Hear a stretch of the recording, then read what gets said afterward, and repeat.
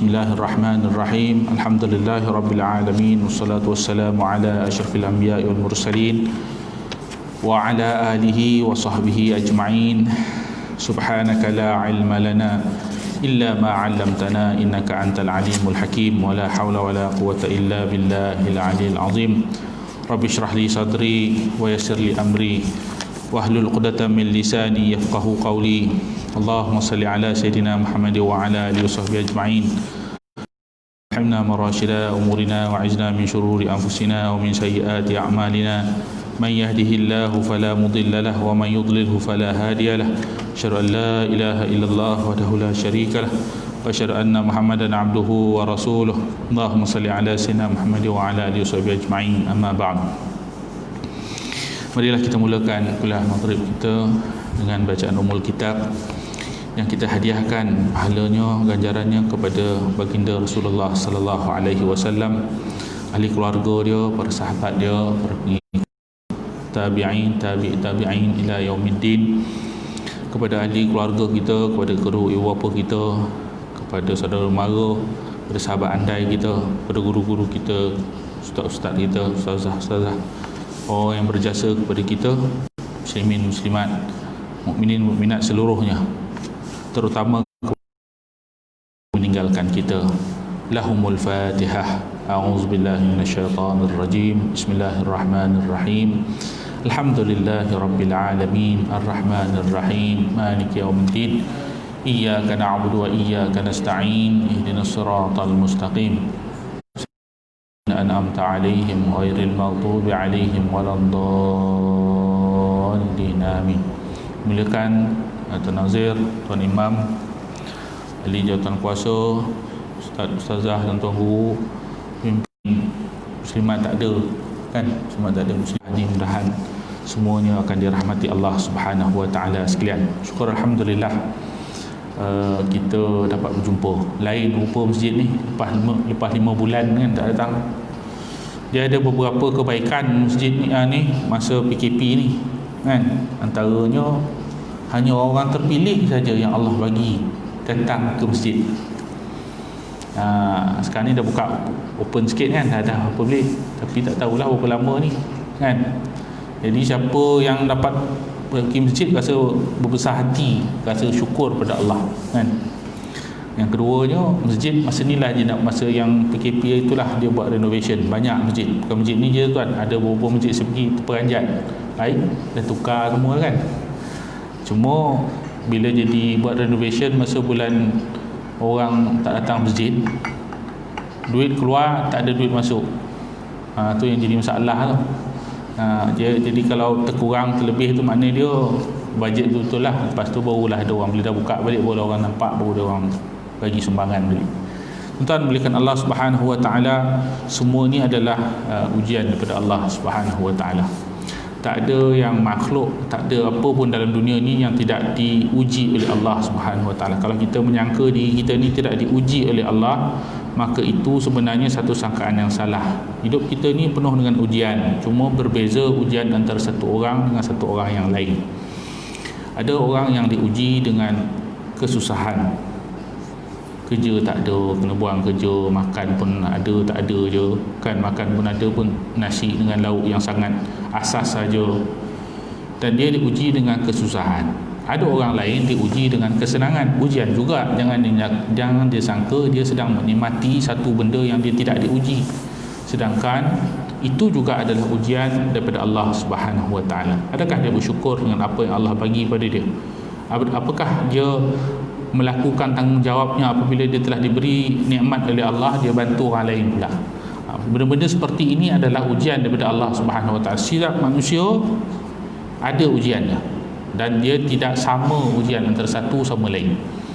Sebab tu tuan-tuan, jangan kita cepat puas hati. Jangan kita rasa semua ni adalah atas kita. Bukan, semua ni adalah atas Allah Subhanahu wa taala. Kan ada orang yang dulu sebelum PKP ni dia seorang yang hidup mewah. Sekali PKP bukan sahaja hilang punca pendapatan, bukan saja ni, bahkan dia tak ada simpanan lah, kerja pun dah tak ada kan.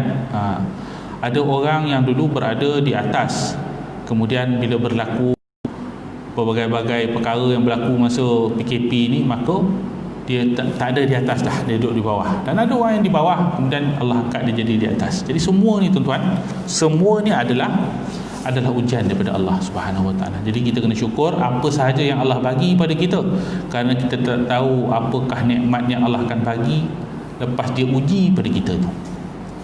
Allah bagi tu kan kita tahu inna ma'al usri yusra, setelah apa diuji tu, maka dia akan datang daripada selepas kesusahan akan datang kesenangan. Tuan-tuan mereka Allah Subhanahu Wa Taala, kita masih lagi menggunakan kitab 40 hadis, iaitu amalan sedikit pahalanya tapi pahalanya berganda. Sedikit amalan yang sedikit tetapi pahalanya berganda, yang ditulis oleh Ustaz Muhadir Haji Jul. Kita berada pada bab yang pertama, iaitu kelebihan mengajar ilmu agama. Tapi pada hadis yang ke-6 daripada bab ini, yang terakhir kita jumpa itu pada 16 bulan 2 2020, maknanya dia 5 bulan. Terusnya ialah mendapat pahala seperti apa yang diamalkan oleh orang yang diajarkan ilmu kepadanya. Rasulullah sallallahu alaihi wasallam bersabda, man dalla ala khairin falahu mithlu ajri fa'ilihi, atau kama qala Rasulullah sallallahu alaihi wasallam, hadis riwayat Muslim, yang bermaksud sesiapa yang mengajarkan kebaikan kepada orang lain, maka baginya seperti pahala orang yang melakukan kebaikan tersebut. Tuan-tuan bilikan Allah Subhanahu Wa Taala, inilah yang selalu jadi pegangan orang tuan sekarang. Salah satu daripada talian hayat kita bila kita dah mati ialah ilmu yang bermanfaat. Ilmu yang bermanfaat. Ilmu yang bermanfaat ini ialah ilmu yang kita ajarkan kepada orang lain dan orang amalkan ilmu itu.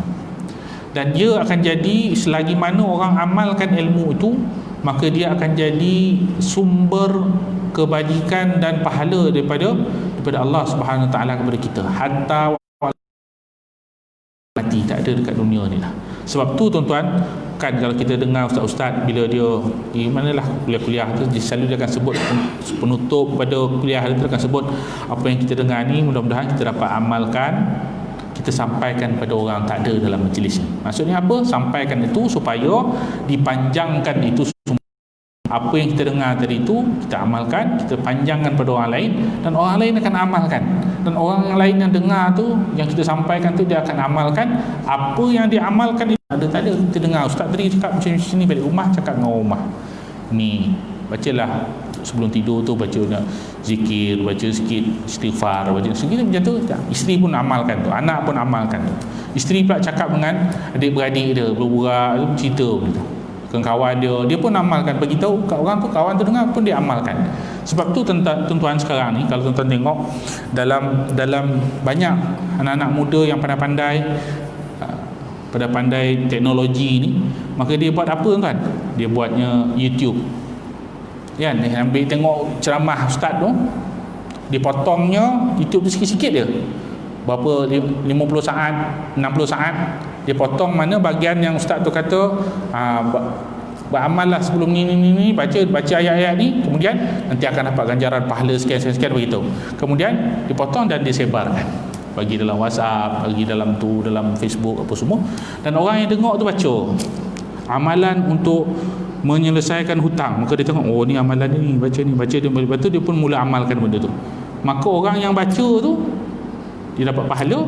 Orang yang pergi potong ustaz punya apa tu, buatkan video klip tu, itu pun dapat pahala. Ustaz tu pun dapat pahala kan. Tak payah jadi ustaz pun tak apa kan, tapi kita menyampaikan apa yang disampaikan oleh ustaz tu, itu pun dapat pahala kan. Inilah hadis dia tuan-tuan, yang disandarkan kepada amalan tersebut. Tapi tuan-tuan muliakan Allah Subhanahu Wa Taala, maka buatlah, kita sampaikan. Jadi sebab itu ilmu dalam Islam ini dia berkembang bila orang amalkan, dia belajar, dia amalkan dan dia sampaikan. Kalau orang Yahudi, kalau kita baca kisah dia, mereka ini dikutuk oleh Allah Subhanahu Wa Taala kerana mereka ni banyak ilmu dia, tetapi dia sebab tu tuan-tuan muliakan Allah Subhanahu Wa Taala, Yahudi ni dia tahu macam-macam. Sebelum kedatangan Nabi sallallahu alaihi wasallam, Nabi itu diutus oleh Allah SWT sebagai nabi akhir zaman, dia dah tahu dah dia dah tahu dah Nabi tu siapa, daripada keturunan mana. Orang Yahudi tahu dah nama dia siapa kan. Tanda-tanda kenabian tu apa dia dah tahu. Belakang dia akan ada tanda khataman nubuwah, dia ada bila jalan tu nampak langit. Kalau kita baca sirah Nabi sallallahu alaihi wasallam mengenai bagaimana Buhairah itu kan, Nabi pergi ke Syam, dia ikut rombongan empat saudara dia tu, daripada jauh lagi pendeta tu duduk dalam apa tu, dia keluar untuk sambut rombongan ni. Selama beberapa puluh tahun tidak pernah keluar daripada tempat dia beribadat tu, mihrab dia tu.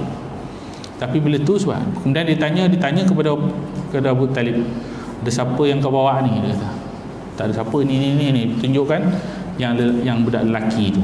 Maka dia kata, ini adalah Nabi akhir zaman. Dia tahu. Sebab apa? Salah satu tanda dia, awan itu bergerak mengikut rombongan tersebut. Kan bukan sebarang orang boleh buat macam tu kan, bukan dibuat-buat tuan-tuan. Jadi tuan-tuan boleh ke Allah SWT, dia ada ilmu tu tetapi tidak tersebar ilmu tu kerana mereka menyembunyikan. Tetapi orang Islam disuruh kita untuk menyampaikan dan dijanjikan ganjaran pahala di sisi Allah kepada orang yang menyampaikan, orang yang beramal dan menyampaikan. Selama mana orang yang disampaikan itu dia beramal, maka orang yang menyampaikan itu pun dapat pahala. Sama seperti apa yang diamalkan oleh orang yang beramal, yang dengar daripada orang yang menyampaikan tadi itu, tanpa mengurangkan pahala orang yang beramal tadi. Allah Subhanahu Wa Taala Maha Kuasa tuan-tuan. Dia boleh bagi apa je dia nak bagi. Dan dia bagi ganjaran ni satu ganjaran yang kata orang tu senang dia sebenarnya. Dan inilah nama dia, kata orang tu, pendapatan pahala secara senyap. Kan? Kita tak buat banyak-banyak, tapi orang lain bila sampaikan tu dia buat banyak-banyak dan dia dapat juga pahala tu dapat pada kita. Kalau kita dapat nilaikan gambaran pahala tu dalam bentuk kewangan, maka kita akan buat bersungguh-sungguh tuan-tuan. Kalah lagi MLM ni tuan-tuan. Tapi kita tak buat. Sebab apa? Kita tak nampak. Sebab tu tuan-tuan, guru-guru agama dulu, ingat tak? Guru mengajar Quran kat kampung-kampung kita. Kan, bila kecil dulu tak ada sekolah agama syar'i, apa ni, kecil besar-besar ni kafar apa semua dulu tak ada. Kat kampung pun tak ada pun jauh nak pergi kan. Jadi ada kat kampung-kampung, kat taman, ada dulu nama guru mengajar Quran kan, selalu kat rumah atau kat surau ngajar budak-budak ni. Semua dalam taman tu, dalam kampung tu belajar ngaji dengan dia. Budak kecil yang mengajar huruf daripada mengajar huruf sampailah boleh baca Quran. Dan selalunya tuan-tuan, orang yang mengajar Quran ni dia meninggal dalam keadaan yang sangat baik tuan-tuan. Sebab apa? Selagi mana budak-budak yang belajar Quran dengan dia tu baca Quran, dia dapat pahala tuan-tuan. Banyak pahala dia. Budak-budak yang dah besar tu dah kahwin, kemudian dia ada anak dia ajar Quran juga. Dia sendiri ajar Quran tu. Maka anak dia tu yang belajar Quran itu baca Quran, dapat dia pahala tuan. Anak dia dapat pahala yang baca tadi, bapa dia dapat pahala tadi, guru Quran yang mengajar dia pun dapat pahala. Bayangkanlah orang yang tonton guru besar-besar yang ajar Quran besar-besar, ajar tajwid, ajar betul-betul, berapa banyak ilmu yang disebarkan itu kemudian diamalkan oleh orang lain. Kan, ingat dah dulu apa nama tu? Ustaz Datuk Hasan Azhari kan. Dulu dia ngajar kat sekolah dekat TV tu kan. Berapa ramai tu kan. Kalamun qadimul la yumallu sama'u. Mungkin tuan dah lama dah tak dengar tu kan. Kalau nak cari boleh cari dalam YouTube, ada lagi. Tuan-tuan bilikan Allah SWT, anak dia kebetulan satu sekolah dengan saya. Satu sekolah dengan saya. Sekarang dia jadi profesor dekat UPM. Mengajar bahasa Arab juga. Dia ada kamus dia buat bahasa Arab. Mengajar, dia ada sambilan dia ngajar ngaji juga. Untuk ambil warisi daripada bapa dia. Tuan-tuan bilikan Allah Subhanahu Wa Taala. Sebab apa orang bersungguh-sungguh? Kenapa orang dulu tuan-tuan guru dulu dia tak ambil upah pun? Dia ajar ilmu pada orang. Kerana apa? Dia kejarkan pahala yang Allah janjikan dalam hadis ini. Dia ajar pada orang, kemudian orang beramal padanya, dia dapat pahala. Maka mereka ni mengumpul pahala dalam keadaan mereka masih tidur, ada hidup ataupun tidur atau tak beramal tengah rehat pun pahala masuk lagi sebab orang lain buat amalan yang dia ajarkan tadi. Tuan-tuan, kita kena mula buat macam ni. Itu pasal budak muda sekarang ni mana yang pada pandai teknologi tu, buat YouTube lah, buat yalah, daripada mengarut. Ada yang guna TikTok tu kan, orang kata TikTok ni main-main, tapi ada juga dalam tu dia ajar ngaji lah, ajar huruf-huruf dah, ada potong-potong agama ada juga dalam tu, tapi tak banyak lah, tak ramai lah orang suka. Kalau yang ngelitik-ngelitik tu ramai lah orang yang suka, juta-juta lah yang suka, tapi ada juga yang buat begitu, yang baiknya. Jadi teknologi boleh jadi baik, boleh jadi buruk, bergantung pada siapa yang amal, yang buat benda tu, yang menggunakan benda tu. Tuan-tuan memberikan Allah Subhanahu Wa Taala, maka kita sampaikanlah, rajin-rajinkanlah sampaikan ilmu supaya orang lain juga sama-sama beramal sama dengan kita. Maka dia juga akan menyampaikan, maka kita akan dapat ganjarannya di sisi Allah Subhanahu Wa Taala. Dalam riwayat At-Tirmizi juga berbunyi, ad-dallu ala khairi kafa'ilihi, atau kama qala Rasulullah SAW. Hadis ini daripada riwayat At-Tirmizi, yang bermaksud orang yang mengajarkan kebaikan kepada orang lain adalah seperti orang yang melakukan kebaikan tersebut. Seolah-olah seperti dia sendiri yang buat kebaikan tersebut. Ini adalah hadis yang semakna dengan hadis yang sebelum tadi. Tuan-tuan melihat Allah Subhanahu Wa Taala. Kemudian hadis yang seterusnya, iaitu mendapat pangkat atau martabat yang tinggi bagi orang-orang yang belajar ilmu dan belajar dan mengajarkannya. Kelebihan mengajar ilmunya itu. Sayyidina Ibnu Abbas radhiyallahu anhuma mengatakan, lil ulama'i darajatun fawqal mu'minin bisab'i mi'atin darajah ma bainad darajataini masiratu khamsimi'ati amin, atau kama qala Rasulullah SAW. Sayyidina Ibnu Abbas radhiyallahu anhuma mengatakan, bagi para ulama ada beberapa pangkat atas orang-orang yang beriman, iaitu dengan 700 pangkat yang antara setiap dua pangkat itu selama 500 tahun perjalanan. Ini boleh lihat dalam sumbernya daripada Ihya Ulumuddin muka surat 20 dalam bab Qutbul Qulub, dan dalam muka surat 139, kemudian Mukhtasar Minhaj Al-Qasidin muka surat 13, dan Hidayatus Salikin. Ini adalah perkataan daripada Ibnu Abbas radhiyallahu anhuma, iaitu dia mengatakan bahawa Ibnu Abbas ni adalah seorang daripada anak muda yang ditahnikkan oleh Nabi sallallahu alaihi wasallam. Tahnik tu maksud dia kan kalau baby baru lahir tu dia bagi selalunya kurma lah, benda manis tak kat mulut, kunyah dan didoakan. Jadi Ibnu Abbas ni ditahnikkan oleh Nabi sallallahu alaihi wasallam sendiri. Dan dia seorang ulama zaman Nabi. Para sahabat ni dia ramai, setengah riwayat kata 124,000, tapi yang jadi ulama betul hanya beberapa orang. Antaranya inilah dia, Ibnu Abbas radhiyallahu anhuma. Abdullah bin Abbas nama sebenar dia. Jadi Ibnu Abbas radhiyallahu anhuma. Jadi dia ni boleh mentakwilkan mimpi, mentafsirkan ayat, apa semua sekali dia boleh. Kerana doa Nabi sallallahu alaihi wasallam kepada dia. Kemudian jadi dia mengatakan bahawa para ulama ni ada beberapa pangkat. Ulama yang betul-betul tuan-tuan, bukan ulama yang belajar dalam YouTube betul keluar fatwa. Itu tak boleh tuan. Nak sampai ke tahap ulama tu betul-betul tuan-tuan. Saya pun bukan ulama, tuan. Saya ni semua sama-sama menyampaikan, ingat mengingati antara satu sama lain, belum ulama tuan. Ulama tu betul-betul orang yang berada dalam disiplin ilmu dia. Ilmu dia tu bukan pada kitab tapi pada hati dan dada dia. Mana dalam kita tanya dia macam kalau kita tengok contoh yang boleh kita apa kan, macam Ustaz Abdul Somad kan. Kalau orang tanya dia boleh jawab masa tu juga dengan dalil dan dia punya penerangan. Yang tu boleh sampai tahap tu. Tuan melihatkan Allah Subhanahu Wa Taala dengan yang lain-lain lah, Yusuf Al-Qaradawi dan juga yang selevel dengannya kan. Jadi tuan-tuan melihat Allah Subhanahu Wa Taala, orang yang ulama ini, yang orang yang betul-betul ada ilmu dan mengamalkan ilmunya ini, maka ini kata Ibnu Abbas radhiyallahu anhuma bahawa para ulama ini ada beberapa pangkat atas orang-orang yang beriman, iaitu dengan 700 pangkat yang antara tiap-tiap dua pangkat itu selama 500 tahun perjalanan. Maksud dia apa tuan-tuan?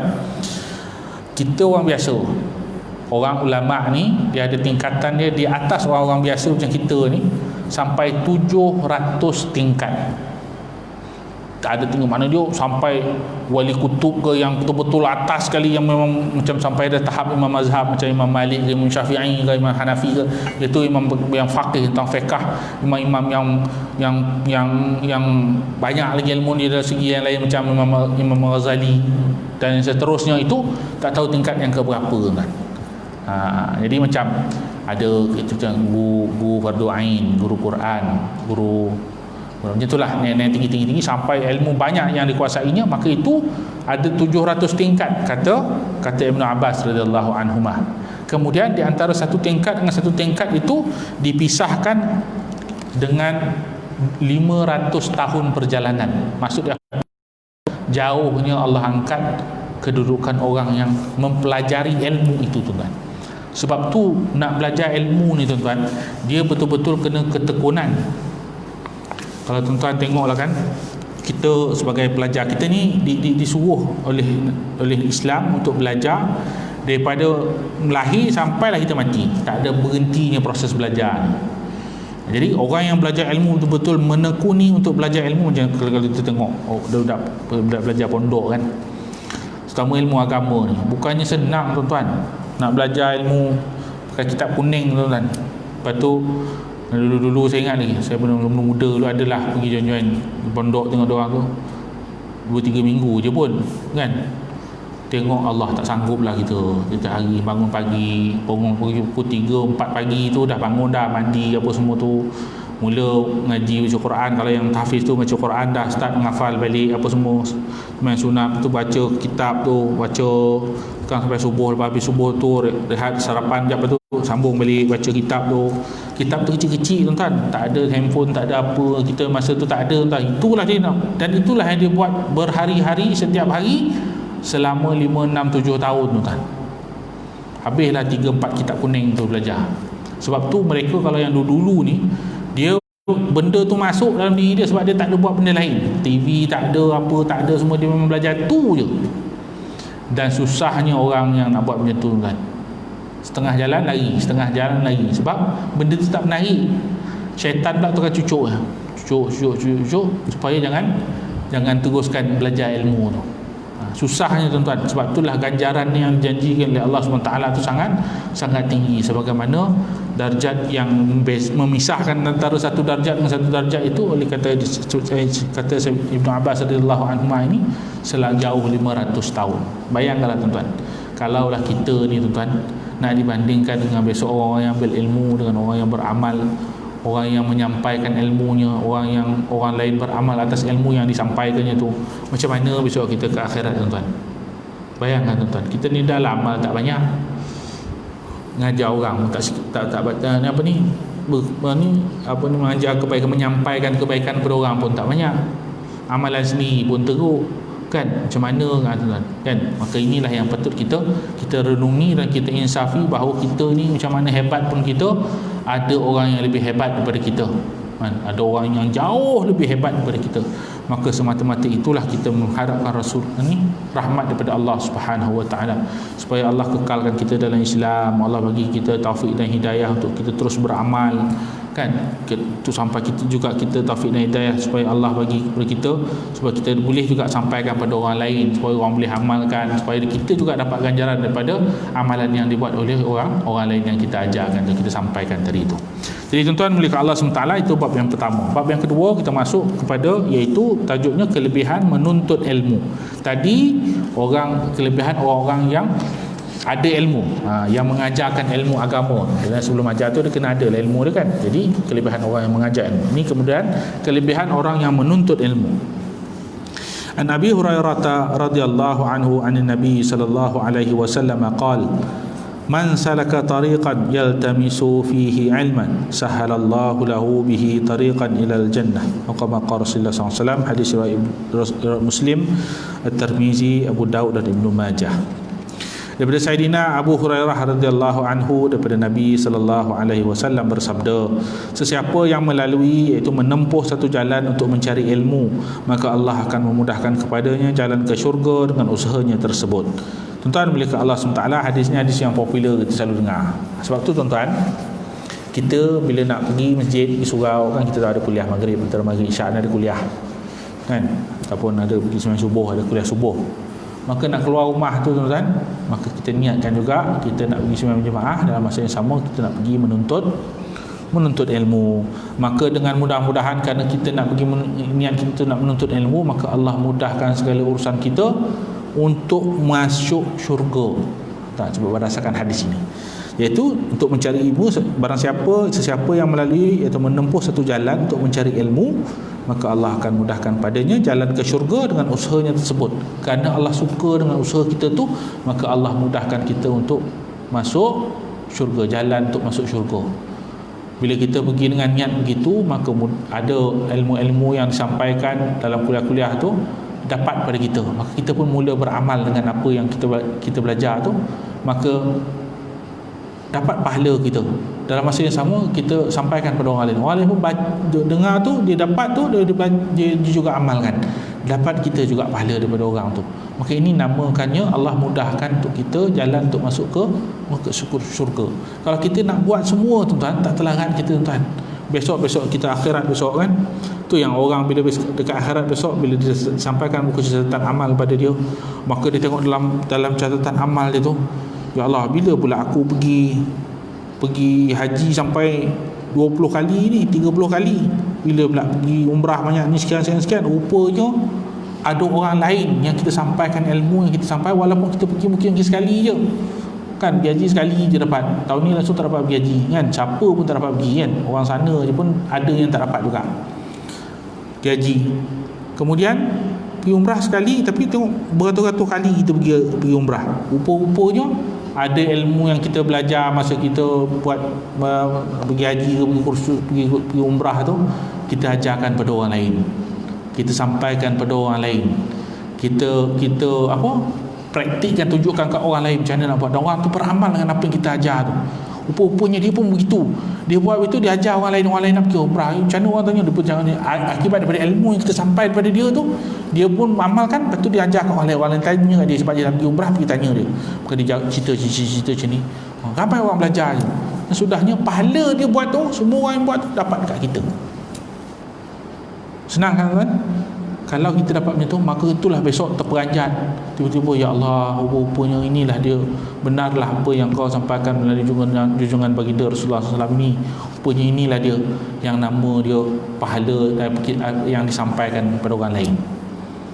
Jadi tuan-tuan, kita jangan lepaskan peluang. Kita pun tak tahu berapa banyak peluang kita ada lagi. Itu contoh kepada haji dan umrah. Ada benda lain, orang baca doa makan, semua orang ada ajarkan. Ada orang tak tahu ajar, kita pun ajar, Allahumma barik lana fima razaqtana wa qina azabannar. Ajar anak kita kan, rupanya kita ajar anak kita, contoh untuk ajar anak kita pun belajarlah benda tu kan. Lepas tu dia ajarkan kawan dia dekat sekolah sama-sama, mana yang tak tahu tu dia ajar. Kemudian habis tu dia besar, dia kahwin, dapat anak juga, dia ajar anak dia, cucu kita tu pun dia ajar kan, anak dia ajar. Begitulah berkembang. Maka berapa banyak orang tiap kali makan dia baca Allahumma barik lana fima razaqtana wa qina azabannar, pahala dia tu baca doa yang sama Nabi ajar tu, dapat pahala dekat kita. Pahala baca doa makan 48 bilion rupanya sepanjang hidup kita. Kita pun tak tahu berapa kali kita makan 48 bilion ni. Rupanya doa kita dapat, kita ajarkan ke orang tu, dapat pahala baca doa tu, dapat kita. Tuan-tuan melihat Allah Subhanahu Wa Taala sebenarnya mudah sangat untuk kita menambah amal kita, dengan cara kita amal dan juga kita sampaikan pada orang lain. Jadi tuan-tuan melihat Allah Subhanahu Wa Taala, kelebihan yang lain ini, kelebihan kepada orang yang menjaga dan memelihara penuntut ilmu. Rasulullah sallallahu alaihi wasallam bersabda, wa innal malaikata la tad'u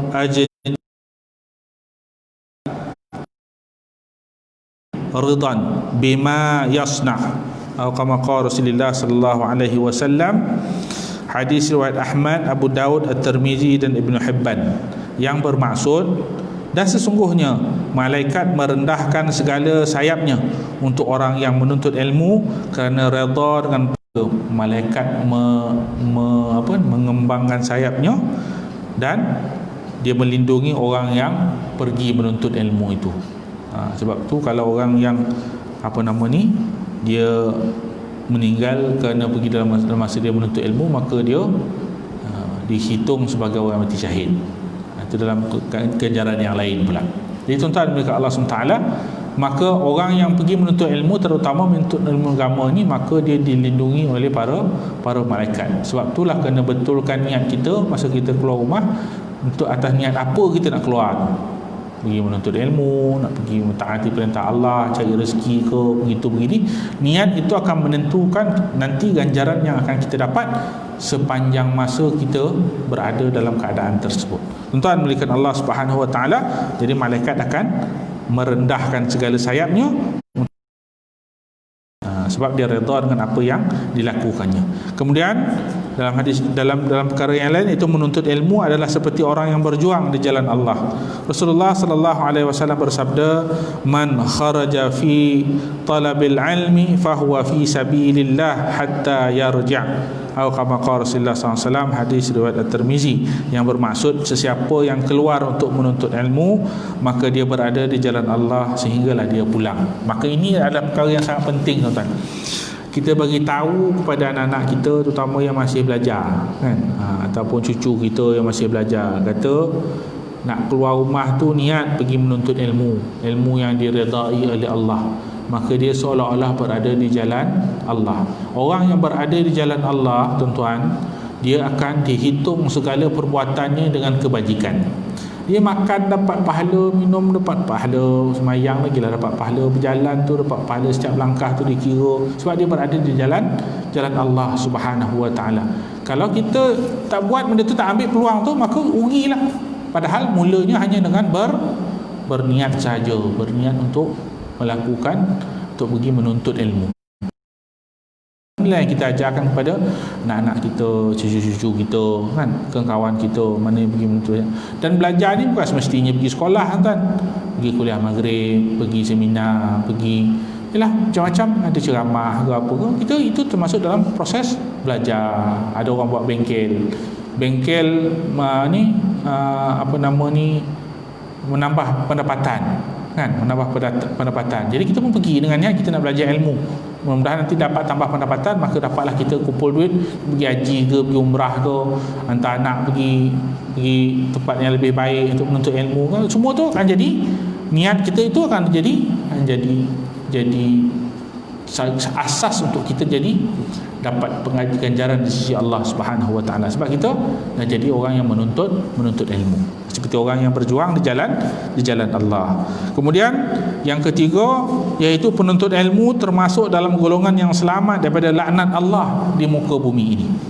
Rasulullah sallallahu alaihi wasallam bersabda, "Ad-dunya mal'unatun wa mal'unun ma fiha illa dzikrullah wa ma walahu wa man walah wa aliman au muta'alliman," atau kama qala Rasulullah SAW. Yang bermaksud, hadis riwayat Tirmizi, yang bermaksud dunia ini adalah dilaknat, dan dilaknat apa yang di dalamnya, kecuali berzikir kepada Allah Subhanahu Wa Taala dan apa yang menurut kehendaknya, orang alim atau orang yang belajar. Tuan-tuan mereka Allah SWT, kita ni kalau kita tak berjaga-jaga, kita akan termasuk dalam orang yang dilaknat oleh Allah Subhanahu Wa Taala. Maka ini yang disebut dalam hadis ini, semua dalam dunia ini dia dilaknat. Kenapa dia dilaknat? Kerana dia melakukan perkara-perkara yang tidak disukai atau dilarang oleh Allah Subhanahu Wa Taala. Maka apa yang tidak dilaknat itu orang yang berzikir pada Allah. Berzikir ni maksudnya apa? Mengingati Allah sepanjang masa. Maknanya bukanlah dia kena pegang tasbih, pergi mana-mana pegang tasbih, subhanallah, pegang tasbih, alhamdulillah, Allahu akbar, pegang tasbih, kan. Pergi pasar pegang tasbih, baguslah kalau boleh buat macam tu. Nak jaga hati. Kita ingat akan Allah itu adalah dengan cara kita dalam hati kita tu ingat akan Allah, kawal diri kita bahawa Allah SWT, kalau kita dapat sifat ihsan itu, kan, iman, Islam, ihsan tu, kan, ihsan itu kita sepanjang masa ingat bahawa Allah memerhatikan kita, kan, maka insya-Allah itu termasuk juga dalam perkara yang mengingati Allah. Maka dia tidak termasuk dalam orang yang dilaknat oleh Allah Subhanahu Wa Taala. Dan apa juga yang siapa lagi yang dilaknat itu, dan apa yang kecuali, maknanya kecuali apa yang berzikir pada Allah dan apa yang menurut kehendaknya. Maksudnya apa perintah Allah kita sentiasa buat dalam lingkungan perintah Allah, maka itu dia terlepas daripada laknat Allah Subhanahu. Kemudian, dan orang alim dan orang yang belajar. Orang yang alim ni maknanya orang yang dah banyak belajar, yang banyak ilmu dia. Dan orang yang belajar ni orang macam kita ni lah tuan. Tak dapat jadi orang alim, tak dapat orang yang ingat Allah sepanjang masa, tak dapat yang lain-lain tu, maka kita jadilah orang yang belajar. Ya Allah, masukkanlah aku ni dalam golongan orang-orang yang belajar, kan? Orang yang belajar sentiasa dalam. Sebab itulah kalau kita tengok kan, kalau kita belajar, kalau kita mengaji Quran, ada setengah orang tu dia dah pandai baca Quran, tajwid pun dia tahu, taranum pun tahu, kan? Tapi selalu ustaz-ustaz atau guru-guru yang mengajar Quran ni letakkan dalam hati kita, dia mengingatkan kita bahawa kita ini masih dalam proses belajar Quran. Sebab apa tuan-tuan? Apabila tersalah kita dalam baca Al-Quran itu, maka kita ni tuan-tuan, kalau kita belajar Quran, orang yang baca Quran ni ada dua kategori. Satu, orang yang mahir baca Quran, dia akan dapat satu pahala. Ada orang lagi, dia tak mahir baca Quran tapi dia belajar, perbaiki semasa ke semasa. Dia baca Quran tak bagus, tak sedap pembunyi dia, tapi dia belajar daripada semasa ke semasa, maka orang ni dapat dua pahala. Satu, dia dapat pahala baca Quran. Satu lagi, sebab dia belajar Quran tu, dia apakan diri dia, maka dia dapat dua pahala. Jadi tuan-tuan melihat Allah SWT, kita masuklah orang yang, kalau kita walaupun kita dah tahu mengaji, dah tahu apa tu, kita masukkan, niatkan diri kita sebagai seorang yang masih lagi belajar, supaya kalaulah apa-apa kesalahan yang kita tanpa sengaja yang kita tak sedar, maka dia tidak dihitung sebagai kesalahan, tetapi sebagai percubaan kita untuk belajar lagi. Kan orang belajar tu biasa banyak buat salah, tak ada orang pandai terus tuan-tuan. Sebab tu kalau dah pandai tak ada dia belajar kan. Macam orang belajar buat kereta, kalau dah pandai buat kereta tak ada dia pergi belajar, dia tu ambil test je kan, tapi dia akan buat belajar tu. Masa belajar itulah salah. Jadi sebab tu dia ada kereta khas untuk orang belajar. Masa kereta khas untuk orang belajar mandu kan. Dia langgar orang dia langgar orang dia salah, orang langgar dia pun orang yang langgar tu salah kan. Sebab apa? Dah tahu memang tu sekolah mandu punya sekolah kereta kan, yang kau pergi langgar dekat dengan dia besar. Sebab kita bawa kereta, kalau sekolah mandu depan tu kita perlahan, tak nak ikut dia, tak cepat potong dia tinggal kan. Kalau dia salah, dia langgar kan, kita juga yang salah. Jadi tuan-tuan melihat Allah Subhanahu Wa Taala, maka belajar ilmu itu, maka dia akan dapat pahala si Allah Subhanahu Wa Taala. Dan dia tergolongan orang-orang yang tidak golongan yang tidak dilaknat oleh Allah Subhanahu Wa Taala. Maka kita banyaklah belajar. Niatkan dalam hati diri kita nak jadi orang yang berilmu. Itu susah. Kita mungkin tak ada masa banyaklah pandai, tapi kita niatkan diri kita ni orang yang sedang belajar. Maka dalam masa kita duduk pun, dan kalau kita dalam keadaan kita niatkan diri kita ni belajar, maka kita selain dapat pahala, kita tidak termasuk dalam golongan orang yang dilaknat oleh Allah. Kemudian yang keempat, iaitu menuntut ilmu lebih baik daripada mendirikan 100 rakaat solat sunat. Rasulullah sallallahu alaihi wasallam bersabda, "Ya Aba Dzar, la an taghdua wa tata'allamu baban min al-ilmi khairul laka min an tusalli 100 rak'atin." Atau kama qala Rasulullah SAW, hadis riwayat Ibnu Majah, yang bermaksud, wahai Abu Dzar, sesungguhnya berpagi-pagi kamu belajar satu bab daripada ilmu lebih baik bagi kamu daripada solat 100 rakaat, itu solat sunat. Tuan-tuan milik Allah SWT, hadis ini ganjaran yang Allah janjikan kepada orang yang berpagi-pagi, maksud dia belajar ilmu. Dia lebih baik dia belajar satu bab daripada ilmu, maknanya dia betul-betul lah dia belajar, berkitab lah maknanya tu, belajar betul-betul bersungguh, ada buat catatan apa semua sekali kan. Yang itu lebih baik daripada sembahyang sunat 100 rakaat. Tuan-tuan, siapa kat sini yang boleh sembahyang sunat satu hari 100 rakaat? Tak usahakan 100 tuan-tuan. 2 rakaat ba'diyah tu pun banyak yang terbagai ya. Kan? Kalau ikutkan yang diajar oleh Nabi sallallahu alaihi wasallam kan, yang sunat itu sembahyang subuh 2 rakaat sebelum subuh. Kan? 2 rakaat sebelum subuh. Lepas sembahyang zuhur kalau ikut betul 4 rakaat sebelum zuhur dia buat itu, maka dia akan dibina satu rumah yang besar di dalam syurga Allah Subhanahu Wa Taala. Tak silap saya. Jadi tuan-tuan, itu kalau ikut yang disuruh ni, yang afdal ni. Kemudian sembahyang asar. Sembahyang asar 2 rakaat sebelum asar. Lepas tu sembahyang maghrib. Lepas maghrib tu kurang-kurangnya 2 rakaat. Kan? Lepas isyak lepas isyak tu 2 rakaat. Ada setengah kata 4 rakaat. Rasa berapa yang kita boleh buat kan? Kalau 2 10 rakaat. Tu pun banyak juga yang terbagai. Belum lagi Nabi sallallahu alaihi wasallam suruh kita sembahyang duha. Duha Nabi dalam satu hari dia tak akan tinggal 3 benda. Dia Nabi suka buat dia akan tinggal 3 benda ni, iaitu pertama sembahyang duha, yang kedua sembahyang witir, yang ketiga puasa 3 hari dalam 1 bulan. Nabi tak pernah tinggal 3 tu. Jadi satu hari sembahyang duha minimum 2 rakaat. 2 rakaat. Kalau sembahyang yang bagusnya 4 rakaat. Dia boleh sampai 12 rakaat. 2 rakaat pun terbagai nak buat. Bayangkanlah nak buat 12 rakaat. Kan? Kemudian sembahyang witir. Sembahyang witir paling sikit 1 rakaat lepas isyak. Kan, sebelum kita tidur tu. Paling banyak macam kita buat apa tu, boleh sampai 11 rakaat. Biasa kita buat 3 rakaat. Itu pun bulan Ramadan banyak kan.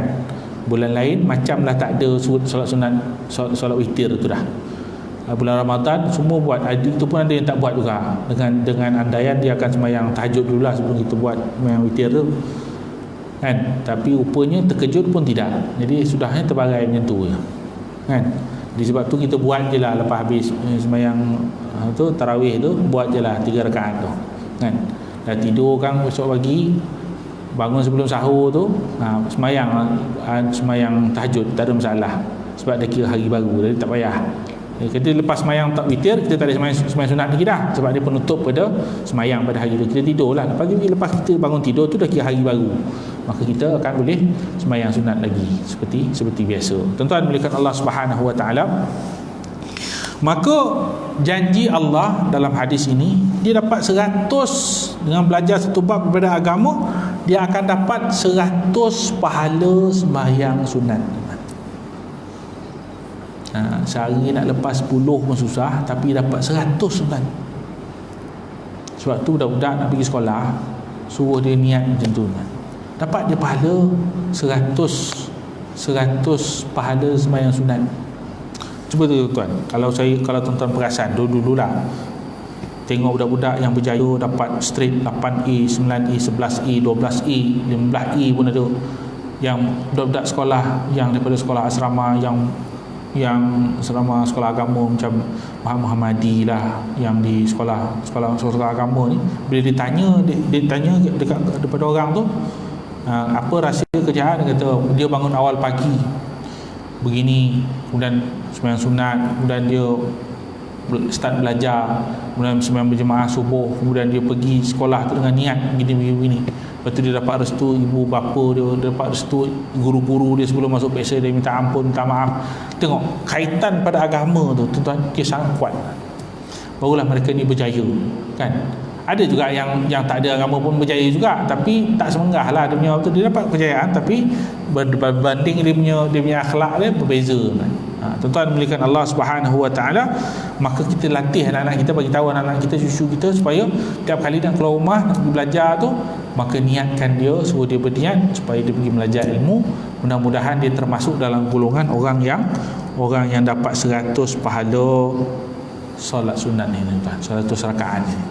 Tuan-tuan melihat Allah Subhanahu Wa Taala, kita rasa cukuplah setakat itu. Kita masuk pukul 8.44. Salah satu peraturan yang disebut oleh Jais untuk kuliah agama, dia mesti kalau kuliah maghrib isyak tu mesti masuk je waktu berhenti, ataupun paling tidak pun sebelum apa tu, lebih baik beberapa 1-2 minit sebelum azan tu lebih baik, ataupun habis azan terus berhenti, dia tak ada lama-lama. Tuan-tuan mereka Allah SWT, ialah 5 bulan tak dibagi kuliah apa semua sekali, semua orang bersama tak dapat kan. Besok kalau ditariknya lagi susah pula kan. Jadi lebih baiklah kita ikut jelah peraturan ni. Lagipun tuan-tuan mereka Allah SWT, yang pentingnya apa kita dengar ni adalah kita dapat amal kan. Banyak benda yang kita dah tahu pun, tapi kita untuk mengingatkan kita, remind kita balik supaya kita dapat teruskan beramal sampailah akhir hayat kita. Kita ni manusia, lupa selalu, tu lupa, ni lupa, semua lupa kan. Jadi ini ingat antara satu sama lain lah. Mudah-mudahan dia akan beri manfaat pada kita, pada saya, pada tuan-tuan. Yang kita dengar ni kita amalkan dan juga kita sampaikan pada orang yang tak ada dalam majlis ni. Mudah-mudahan Allah SWT bantulah kita kan. Sekarang ni dah naik balik pula apa nama ni, indeks tu kan.